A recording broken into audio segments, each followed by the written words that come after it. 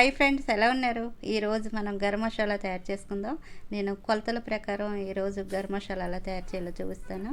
ఇప్పుడు ఒక కప్పు ధనియాలు తీసుకోండి, క్వాలిటీగా ఉన్న ధనియాలు తీసుకోండి, మంచి ధనియాలు తీసుకోండి. ఇప్పుడు గ్యాస్ ఆన్ చేసుకుని బాండి పెట్టుకొని ఒక కప్పు ధనియాలు వేసుకొని గ్యాస్ని మీడియంలో పెట్టి ధనియాల్ని చక్కగా వేపుకోండి, మాడిపోకుండా చక్కగా దోరగా వేయించుకోండి. మీరు వేపేటప్పుడు కొంచెం జాగ్రత్తగా వేపుకోండి.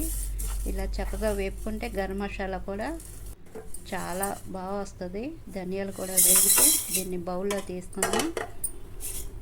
మనం ధనియాలు ఏ కప్తో తీసుకున్నామో అదే కప్ తోటి పావు కప్పు చెక్క తీసుకోవాలి, దాల్చిన చెక్క. ఈ చెక్క కొంచెం పొడుగుగా ఉంటుంది కాబట్టి కొంచెం కట్ చేసుకుని చిన్న చిన్న ముక్కలు చేసి మనం కొలుచుకోవాలి. కప్పులో వేసుకున్నప్పుడు చెక్క కూడా వేగిపోయింది. దీన్ని కూడా బౌల్లో వేసుకుందాం. అలాగే పావు కప్పు లవంగాలు వేసుకోండి. లవంగాలు వేసిన తర్వాత చక్కగా వేపుకోండి. లవంగాలు ఎక్కువసేపు వేగవు, ఒక నిమిషం వేపుకోండి. లవంగాలు కూడా వేగిపోయాయి. దీన్ని కూడా బౌల్లో వేసుకుందాం. జీలకర్ర పావు కప్పు వేసుకోవాలి. అలాగే హాఫ్ టీ స్పూను షాజీరా వేసుకోండి.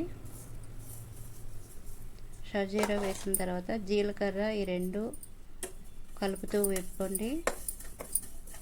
ఇలా కొంచెం వేగిన తర్వాత ఇందులోనే గసగసాలు ఒక 2 స్పూన్లు గసగసాలు వేసుకోండి. గసగసాలు వేసిన తర్వాత బిర్యానీ ఆకు ఒక 2 వేసుకోండి.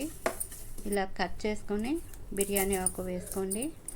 చక్కగా ఈ 4 వేసిన తర్వాత ఎక్కువసేపు వేపక్కర్లేదు, తొందరగానే వేగిపోతాయి. చూడండి చక్కగా వేగిపోయాయి. దీన్ని కూడా బౌల్లో వేసుకుందాం.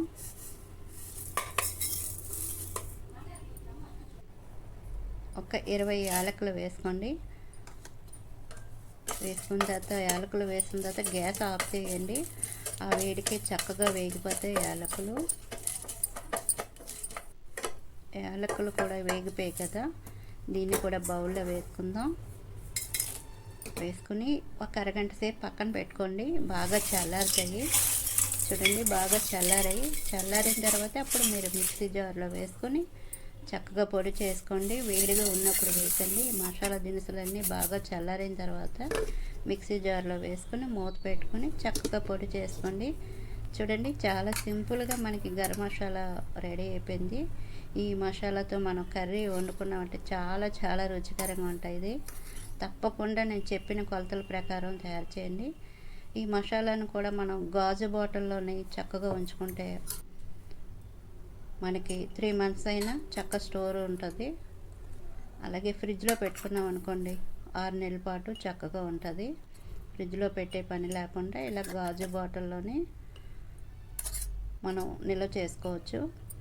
చాలా చాలా బాగుంటుంది మసాలాతో మన కర్రీ వండామంటే. తప్పకుండా ఒకసారి ట్రై చేయండి. ఈ వీడియో నచ్చినట్లయితే ప్లీజ్ లైక్ చేయండి. అలాగే మా ఛానల్ని సబ్స్క్రైబ్ చేయండి.